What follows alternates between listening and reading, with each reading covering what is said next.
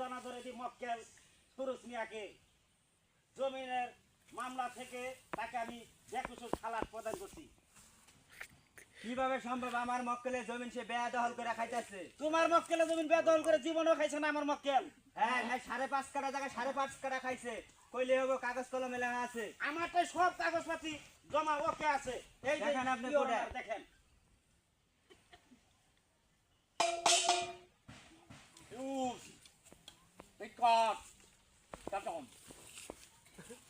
আমি এটা মানি না মক্কেল, তার হলে সব জাল দলিল।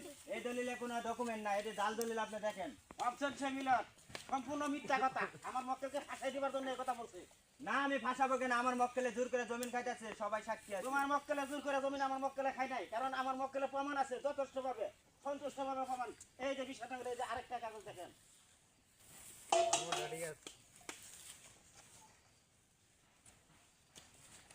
Ante yo amo yo tal cuma bapak di semua. Don't make it this time. আবি মিয়া, জি স্যার, বলেন। তোমার কিছু বলা থাকতে বলো। হ্যাঁ, এর আগে 3বার করে মেম্বার চেয়ারম্যানদের বিচার হয়েছে, জমিন সে প্রাপ্য আমার মক্কেলে। কিন্তু তারা জোর করে এই ক্ষমতার জোর অপব্যবহার করে তারা খাইতেছে। সম্পূর্ণ মিথ্যা কথা ইওর না। গ্রাম আমাদের 4-5 বার সালিশ হয়েছে, এই সালিশ তারা মান্য নেয় না। তোমাকে সময় দেওয়া হলো, এই এই অব্যর্থিত থাকলো।